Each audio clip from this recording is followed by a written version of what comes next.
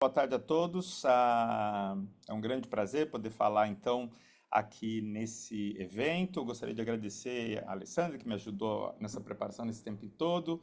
Gostaria de agradecer enormemente o Carlos Oliveira pelo convite, agradecer o Dino, agradecer a oportunidade de falar um pouco sobre algumas coisas que a gente desenvolve aqui na USP. Eu vou tentar compartilhar minha tela antes de começar. Por gentileza, podem me dizer se conseguem ver minha tela agora em modo de apresentação? Sim, Roberto. Obrigado, então tá ótimo. Então, eu sou professor no Departamento de Ciência de Computação, no Instituto de Matemática e Estatística da USP. Minha área de pesquisa e ensino é na área de visão computacional, inteligência artificial, aprendizado de máquina, e é um pouco sobre isso que eu vou falar.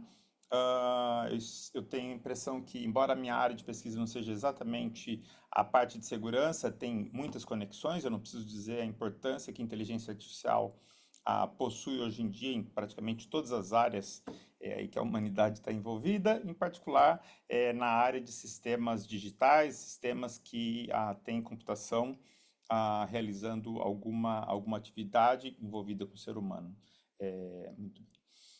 Então, deixa eu falar um pouquinho sobre isso. Eu vou falar, então, a palestra é sobre uma questão meio de conceitos de visão computacional e aprendizado de máquina multimodal. Espero que eu consiga apresentar algumas coisas novas, algumas novidades, algumas coisas que vocês gostem e que seja útil aí para todo mundo que está me acompanhando.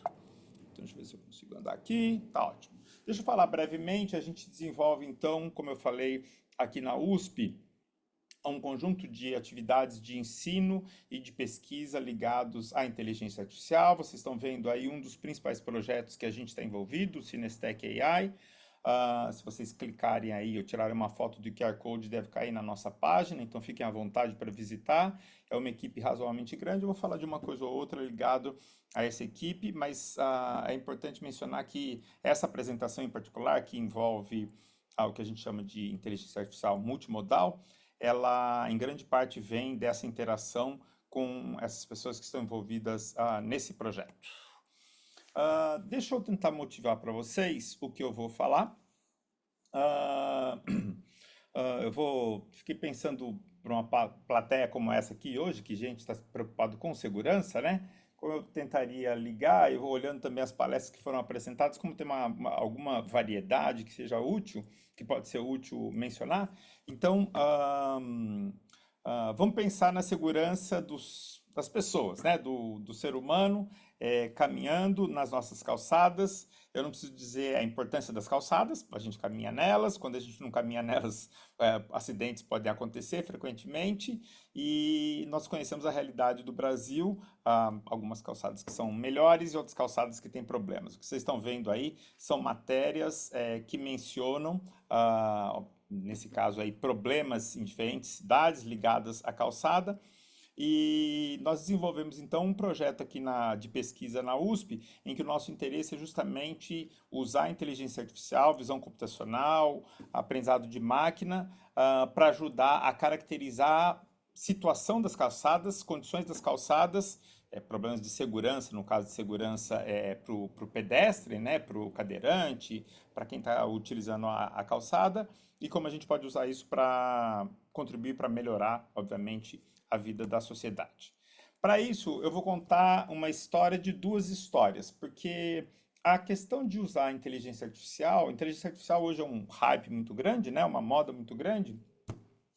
Tá todo mundo conhecendo o sucesso e algumas histórias de problemas que acabam aparecendo também ligados à inteligência artificial, e vocês podem imaginar que tem muita gente falando besteira sobre inteligência artificial, como para todo lado. O ser humano gosta de falar besteira, tem uma criatividade enorme. E para a gente entender, então, e separar o que é besteira do que é realidade, nada melhor do que entender o que está acontecendo de fato, tá certo? E a ciência nos ajuda a tentar entender de fato o que está acontecendo. Então, deixa eu falar um pouquinho, uma história de duas histórias que explica como a gente chegou onde a gente está em relação à inteligência artificial e como a gente usa isso para ajudar a resolver, então, problemas no caso aí que eu falei, da vida das pessoas nas cidades, né? De segurança da cidade, segurança em particular do cidadão, das pessoas que andam nas. Então, a primeira história que eu vou contar para vocês, das duas histórias, que explica a evolução da área de inteligência artificial, ela trata como as máquinas aprendem. Então, eu queria, em 2 ou 3 slides, tentar passar para uma audiência que eu entendo que deve ser uma audiência ampla, embora deve ter muita gente técnica aqui, eu imagino que deve ter gente de todo tipo de formação que se interessa pela questão de seguranças, de segurança em sistemas digitais, né, de gestão de identidades, esse tipo de coisa. Então, deixa eu contar para vocês a primeira história, que é como as máquinas aprendem. Isso aí é bem fundamental ter em mente, a gente não precisa pular muito fundo na teoria para entender o princípio de como elas aprendem. Então, eu vou contar para vocês, mostrando aqui para vocês. Imagina que eu quero ensinar uma máquina a distinguir círculos de quadrados, então bolinhas de quadrados. Podia ser, por exemplo, num sistema de inspeção industrial, eu tenho uma esteira lá na indústria e passam peças que são redondas, peças que são quadradas, e eu quero eventualmente controlar, por exemplo, um robô que separa as peças quadradas vão para um lugar, as peças redondas vão para outro lugar. Bom, se eu tivesse esse problema para resolver, nada melhor do que usar algo que o ser humano conhece há alguns milhares de anos, né? Graças aos filósofos, graças a matemáticos do passado, como Pitágoras, essas coisas todas, que nós conhecemos a área e nós conhecemos o perímetro dos quadrados e dos círculos. Então, nós conhecemos a regra de um aspecto que distingue quadrados de círculos. Então, se eu quisesse ensinar uma máquina a reconhecer o que é um círculo, o que é uma caixa redonda e o que é um quadrado, eu posso usar as regras que eu já conheço, matemáticas, os modelos matemáticos, para identificar que, na verdade, os círculos moram neste plot, neste gráfico que vocês estão vendo superior aqui. Aqui eu estou plotando, então, o perímetro pela área, e os quadrados moram aqui. Então, o que acontece é o seguinte, existe uma regra matemática que nos permite distinguir, dizendo que, olha, se for um círculo, ele cai aqui, se for um quadrado, ele cai aqui. E aí a gente resolve muito problema em computação implementando as regras. Agora, isso aí não permite a gente resolver todo tipo de problema, porque, embora para círculo e quadrado eu conheça qual é a regra, qual é a lei, a gente não conhece isso para todos os objetos do mundo, que são objetos infinitos que existem no mundo, tá certo? Imagina que ao invés de círculo e quadrado, eu quisesse distinguir, sei lá, geladeira de fogão. Já não tem uma fórmula para geladeira e não existe uma fórmula para fogão, tá certo? Imagina que eu queira reconhecer uma pessoa que tem direito a ter acesso a um sistema, então uma foto por exemplo, que é usada para o controle de acesso no clube que eu frequento aqui em São Paulo, né, por biometria facial. Não existe a fórmula da área do meu rosto e como distinguir o meu rosto de uma outra pessoa que não tem direito de acessar aquele clube ou de entrar na USP, em algum lugar assim. Então, essa abordagem baseada em regras, ela não funciona em geral, ela funciona para alguns casos específicos. Como que as máquinas aprendem? As máquinas aprendem porque nós podemos, usando, por exemplo, visão computacional, colecionar exemplos de bolinhas, exemplos de quadrados, e aí a máquina, a partir daqueles exemplos, consegue distinguir quem é quem. Então, nesse tipo de abordagem, nessa maneira de tratar, eu não preciso ensinar a máquina, eu não preciso programar qual é a regra. A máquina aprende sozinha a regra a partir dos exemplos que a gente dá, das amostras que a gente dá.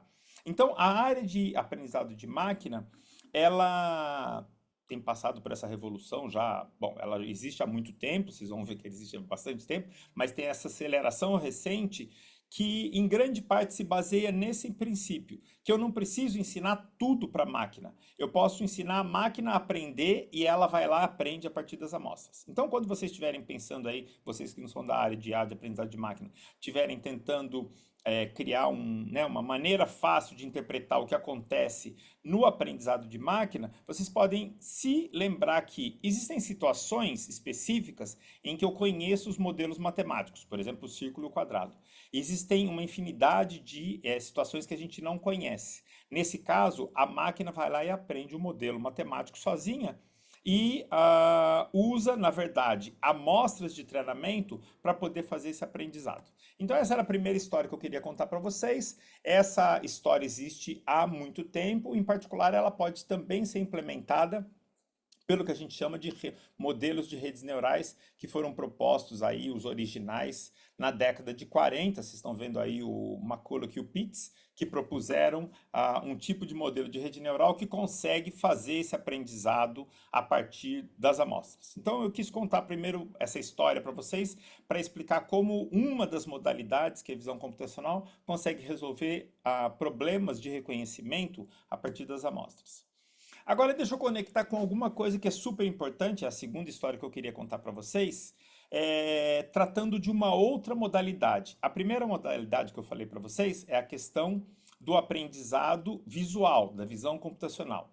E se eu não quiser aprender visão, se eu quiser aprender a reconhecer linguagem, se eu quiser aprender a gerar linguagem? Bom, existe a área de processamento de linguagem natural, que existe já há muito tempo. Em particular, vocês estão vendo aí uma foto do Chomsky, que é um dos líderes pioneiros da área, que procura explicar, que procura entender como os seres humanos produzem e compreendem a linguagem e como a gente pode trazer isso para as máquinas. Bom, a gente consegue fazer isso seguindo aquela abordagem baseada em modelo, usando estruturas matemáticas do tipo gramáticas formais e outras abordagens que foram desenvolvidas ao longo dos últimos 50, 60 anos. Eu não vou mergulhar a fundo nisso, a não ser que vocês queiram perguntar no final ou então no painel, mas o que eu queria dizer é, existe uma abordagem baseada naquela ideia de conhecer o modelo, de criar o modelo, também para processamento de linguagem natural. Então isso aqui é o análogo ao perímetro e à área. Se eu soubesse o perímetro e a área, eu consigo explorar essas técnicas baseadas em gramáticas formais, em que o modelo é conhecido a priori, para poder fazer o aprendizado. Mas existe também, e isso representa o sucesso que as técnicas de aprendizado de máquina, quando elas se encontraram com o processamento de linguagem natural e trouxeram essa revolução que a gente está vivendo recentemente, nos últimos 3, 4 anos, em relação aos Large Language Models, em que existem maneiras da gente fazer aprendizado estatístico a partir dos textos. Como isso é feito? Isso é feito seguindo princípios que são dos embeddings, que vocês vão entender com esse exemplo simples aqui. Essas técnicas de processamento de linguagem natural, elas procuram encontrar frequências de coocorrências entre palavras. Então, se vocês olharem aqui a palavra cereja, por exemplo, a palavra cereja, perdão que parte dos slides está em inglês, a palavra cereja acontece bastante com palavras do tipo torta, por exemplo, sobremesa. A mesma coisa acontece a palavra strawberry, que é morango. Aparece bastante com torta, pode aparecer bastante com sobremesa e assim por diante. Por outro lado, a palavra digital, ela aparece menos com essas coisas. Menos comum nos textos você vê a palavra sobremesa digital, por exemplo, ou torta digital, tá certo? Digital costuma aparecer com outras coisas, como computador, costuma aparecer com internet, informação aparece com internet e assim por diante. Então, esse tipo de técnica permite a construção do que eu falei para vocês agora há pouco de aprendizado, mas que o aprendizado não tem aquele modelo a priori análogo ao círculo e ao quadrado, à área e o perímetro. Na verdade, esse tipo de aprendizado constrói como se fosse algo análogo a mapas de frequências, ou na estatística a gente chama de histogramas, ou de distribuições de probabilidade de coocorrências das palavras. Então, se vocês olharem essa tabela aqui, que está representando esse exemplo que eu contei para vocês, a gente vai ver que cereja aparece bastante frequentemente, quando você analisa grupos de textos, com a palavra torta, aparece bastante com a palavra açúcar, aparece muito menos com a palavra computador ou com a palavra dado. Por outro lado, a palavra digital, ela aparece bastante com dado, ela aparece bastante com computador e aparece muito menos, como eu brinquei, com torta ou com açúcar, tá certo?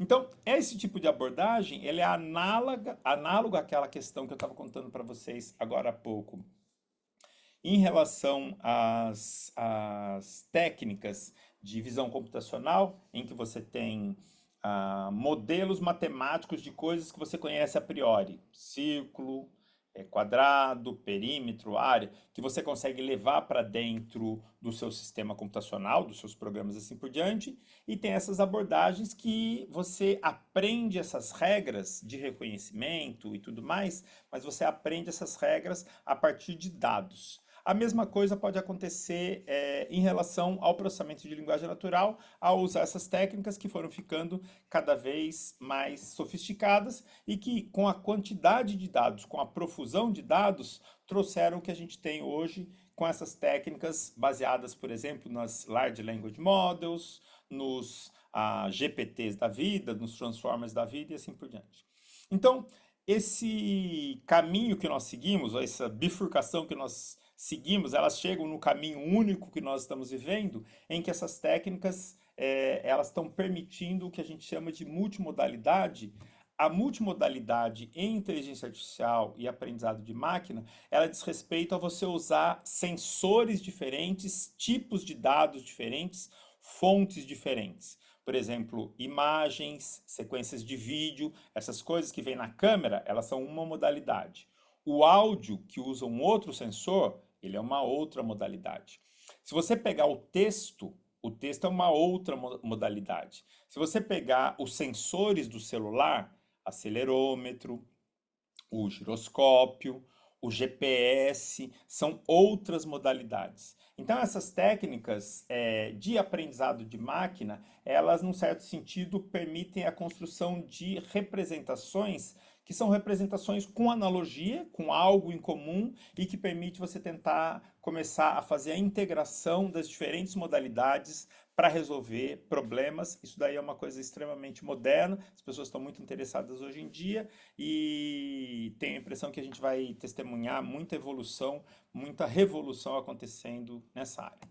Deixa eu voltar então para contar voltar lá no começo da minha palestra, né? Inclusive para começar a terminar daqui a pouco. Eu queria contar como nós estamos usando então esse tipo de técnica multimodal para fazer a questão de tratamento de segurança num sentido muito específico, né? No caso de cidades inteligentes e tudo mais. Esse projeto que vocês estão vendo aparecendo aí na tela agora.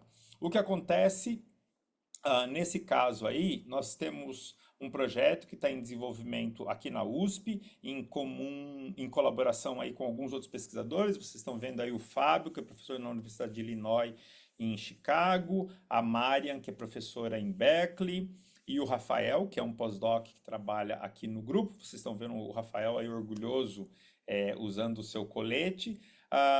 Nós estamos desenvolvendo tecnologia que adquire dados multimodais usando dispositivos móveis, então celulares, a gente pode usar até outras coisas, Raspberries, placas Jetson, o que vocês quiserem, mas a gente tem bastante coisa acontecendo, na verdade, com celulares, e a ideia é usar o device, então o dispositivo, como sendo um mecanismo que consegue adquirir dados multimodais e com esses dados multimodais a gente procura resolver problemas de visão computacional que estão associados nesse caso aí, a vida urbana, né? A vida do pedestre, a vida das pessoas que usam as calçadas. Vocês estão vendo uma série de possíveis aplicações, por exemplo, para reconhecer diferentes materiais, para reconhecer diferentes tipos de perigos, para reconhecer e mapear características importantes da infraestrutura urbana que a gente espera que exista. Então, rampas para pedestres, rampas para cadeirantes, esse chão tátil, né? Esses caminhos para o deficiente, pessoas de necessidades visuais, necessidades especiais visuais, para pessoa cega e assim por diante. Então, a gente tem diferentes estudantes que usam esse tipo de abordagem para capturar os dados e depois para fazer o reconhecimento de estruturas e de resolução de problemas. Deixa eu voltar aqui, porque eu vou tratar nesse pedaço do vídeo de uma questão importante, também ligado aí a um outro aspecto de segurança. Vocês podem imaginar que ao usar essa tecnologia, uma questão que acontece, que vem à mente, é a questão de privacidade, porque a gente filma a cidade quando a gente está usando. Bom, a nossa tecnologia, nós temos a preocupação aí com outro aspecto de segurança, que é a questão de segurança de dados. Então, vocês estão vendo que, por exemplo, quando a gente está obtendo esse vídeo, o rosto dessa pessoa aqui, ele está borrado. Ups, perdão, voltou aqui, deixa eu voltar aqui. Deixa eu ir lá onde eu estava aquela hora. Isso. Então vocês estão vendo, voltando aqui, né? Ups, deixa eu ver se eu consigo parar. Pronto. Vocês estão vendo que o rosto dessas pessoas está borrado, porque a tecnologia que a gente desenvolve, o tempo inteiro a gente tem preocupação com a questão de segurança dos dados que são adquiridos. Então, por exemplo, a gente programa nesse software técnicas específicas para fazer a anonimização dos dados. Por exemplo, para apagar o rosto das pessoas. Deixa eu ver se vai aparecer aqui, mas se vai aparecer isso. Aqui até furou, mas em princípio a gente tenta apagar, aqui não está aparecendo, mas a gente também tenta apagar a placa dos carros e outros mecanismos. Então, a parte da pesquisa que a gente desenvolve aqui é também para fazer a caracterização de um sistema que é seguro do ponto de vista de dado em relação à privacidade, à segurança dos dados e assim por diante. O nosso trabalho desenvolve todas as etapas, então a gente se preocupa com a tecnologia de aquisição, a gente se preocupa com o próprio software, então a gente tem um aplicativo que está disponível aí no Android para poder fazer a aquisição multimodal dos dados, e nós temos toda a infraestrutura de software que está sendo desenvolvida também como parte da nossa pesquisa aqui na USP, para fazer a análise dos dados. Então tem um pacote Python que pode ser utilizado aí para os programadores em Python, tem um repositório no GitHub que tem exemplos em Jupyter Notebooks que podem ser rodados no Colab, e já tem data loaders prontos, já tem várias técnicas de análise prontas, de recorte de dados e assim por diante. Então é o tipo de exemplo de aplicação dos modelos que eu estava contando para vocês lá, multimodais, para resolver, nesse caso, problemas ligados à segurança humana. A gente agora tem, inclusive, começado a trabalhar, isso aqui é uma colaboração com pesquisadores da China, além de Chicago. A gente está trabalhando com a parte de visão computacional. Deixa eu adiantar esse vídeo aqui para contar para vocês. A ideia aqui é poder fazer a reconstrução e encontrar lugares que são perigosos ou estreitos para as pessoas. Então, o que vocês estão vendo aqui é o seguinte: como a gente tem dados multimodais, a gente usa técnicas que funcionam em tempo real, que rodam no celular, para poder fazer a análise de espaço que existe para o pedestre. Então, vocês estão vendo aqui que o pedestre vai passar numa parte da calçada que tem uma parede aqui, um muro, e com essa árvore que acontece aqui, o espaço para ele passar é muito apertadinho, tá vendo? Então, vocês estão vendo essa marcação azul, é porque o sistema já detectou que existe esse obstáculo. E aqui, como a gente consegue georreferenciar o sistema, a gente sabe aonde está acontecendo isso. Então, o que vocês vão ver aqui é um demo do sistema funcionando, e cada xizinho que aparece aqui, ó, é uma região em que aconteceu uma parte estreita, como se fosse um gargalo no caminho do pedestre, né? Então, vocês estão vendo que vai sendo marcado todos os pontos lá, porque é um lugar que o pedestre vai ficar apertado para passar.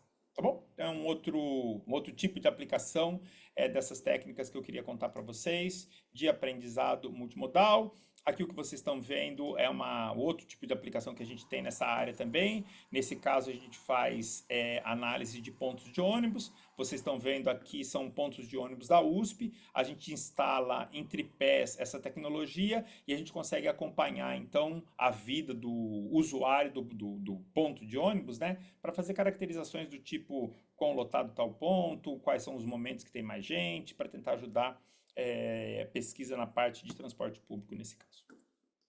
Muito bem. Deixa eu terminar contando para vocês uma história, já agradecendo essa oportunidade e lembrando que, como eu falei desde o começo, agora a gente está experimentando uma revolução de inteligência artificial em todas as modalidades, né? Visão, áudio, biometria de mão, processamento de linguagem natural, chat GPT, Gemini, essas coisas todas. E principalmente para as pessoas mais novas e para as pessoas que são de fora da área, dá a impressão que a revolução começou agora. A revolução não começou agora, o que vocês estão vendo aqui é um videozinho, então eu vou tocar ele para vocês, mas vocês procurem aí, para lembrar que o caminho é longo até o topo, it's a long way to the top, tá certo? Do AC/DC tocando aí. Eu quis representar aqui a importância da pesquisa continuada, desse caminho que centenas, milhares de pessoas estão trilhando para construir a tecnologia que a gente usa hoje. Então, eu marquei um dos caminhos possíveis. O que a gente vive hoje começou lá no século XIX ou antes, mas eu quis chamar a atenção para a Ada Lovelace, que é considerada a primeira programadora da história da humanidade. Na década de 30 tinha os estudos do Gödel, que trabalhava com diferentes aspectos de contabilidade. Vocês conhecem o Alan Turing, muita gente assistiu o filme em que o Benedict vive o Alan Turing, no jogo da imitação, o Alan Turing, que é um dos pais da história da inteligência artificial. E por último, a gente tem essas redes que hoje estão aí para todo lado, resolvendo mil problemas, trazendo outros desafios para a gente enfrentar também, em particular na área de segurança, essas redes neurais, que em grande parte explicam o sucesso que alguns pesquisadores recentes contribuíram fundamentalmente para construir, em particular os pesquisadores que ganharam o prêmio Turing em 2019, né? O Bendio, o Geoffrey Hinton e o Ian LeCun, e para concluir o topo onde a gente chegou, muitos de vocês acompanharam há pouco mais de 10 dias atrás, o Prêmio Nobel de Física, em que a gente tem de novo o Geoffrey Hinton e o John Hopfield, que ganharam o Prêmio Nobel de Física pelas contribuições nessa parte toda de aprendizado de máquina e redes neurais, tá bom? Então eu só quis contar para vocês que essa tecnologia não foi inventada antes. Ontem, essa tecnologia está sendo construída há muito tempo por muita gente, daí a importância do financiamento, do suporte, da compreensão que essa tecnologia demora para amadurecer e a gente tem um caminho muito longo ainda até chegar no topo, tá bem? Com isso, eu vou concluir. Vai ser um prazer se vocês quiserem perguntar alguma coisa. Muito obrigado pela oportunidade de novo. Carlos, Dino, e com isso eu vou parar o meu compartilhamento e vou voltar aqui, Alessandra, porque eu acho que eu estou dentro do meu tempo, se eu não me engano, né? Oi, Roberto, tá sim. Muito obrigada pela palestra. Nós temos uma pergunta aqui do Gonçalves. Roberto, em sua opinião, qual a área mais promissora para aplicar o projeto? Para aplicar o projeto, deixa eu falar duas coisas, vai. Se for o projeto que eu estava falando aí que a gente desenvolve aqui na USP, a produção de dados sobre as cidades é fundamental. Então, eu acho que isso é promissora no seguinte sentido. Os dados sobre as cidades, eles, em primeiro lugar, bom, espero que tenha ficado claro que dado é fundamental, porque os dados são as amostras que treinam os algoritmos. Então, se você tiver dado ruim, e isso serve para todo mundo que está assistindo aqui e que usa inteligência artificial para suas coisas. Se tiver dado ruim, enviesado, vai ser garbage in, garbage out. A sua aplicação tem uma chance muito grande de não funcionar. Então, tem que tomar um cuidado. A responsabilidade de nós, especialistas em IA, e vocês que cuidam aí de sistemas de segurança e tudo mais, é entender que a gente tem que cuidar com uma paranoia gigantesca dos dados, porque se a gente ensinar com dados errados, o sistema vai aprender errado. Então, essa é a primeira coisa. O que acontece da aplicação dessa parte que eu falei, desses conceitos matemáticos, para projetos como acabei de explicar? Sobre as cidades, em primeiro lugar, tem muito mais dado a partir de estruturas como carros do que a partir do ponto de vista do ser humano, do pedestre. Então, se você treinar os seus dados, os seus sistemas, usando o Google Street View, por exemplo, o Google Street View, que todo mundo brinca e usa dia e noite aí nos seus sistemas, ele representa dados obtidos por um carro, que é o Google Car, o carro da Google que passou em algum lugar e que tem lá vídeo, tem radar, tem lidar e tudo mais, e obteve. O ponto de vista do carro é diferente do ponto de vista do pedestre. Então, se você treinar com aquilo lá, a chance de dar errado a sua aplicação é muito grande. Então, esse tipo de projeto nosso, ele procura fazer essa mudança. Ao invés de você ter uma perspectiva centrada no carro, e a maior parte dos datasets que existem hoje em dia eles são centrados no carro, a gente tenta salientar a importância de ter conjunto de dados, amostras, centrado na pessoa. Que é a pessoa que está andando no pedestre, é o pedestre que está andando, é o cadeirante que está andando, é o deficiente visual que está andando. Então, essa é uma questão muito fundamental. Eu acho que isso daí abre muitas portas para pesquisa, então eu apostaria nisso. Essa mudança de perspectiva em que o indivíduo é importante, não é a máquina, não é o carro que é importante, é o ser humano que é importante. Obter dados a partir desse ponto de vista é bem fundamental. Acho que é isso, Alessandro. Espero ter respondido. Oi, Roberto, tá ótimo. Muito obrigada pela sua palestra e espero você daqui a pouco no nosso painel. Vou participar sim, vou seguir as outras palestras. Gente, muito obrigado pela oportunidade, viu? E espero que vocês tenham conseguido visitar o laboratório. E quem quiser, espero que queira me visitar aqui na USP, vai ser um prazer recebê-los. Um grande abraço, obrigado.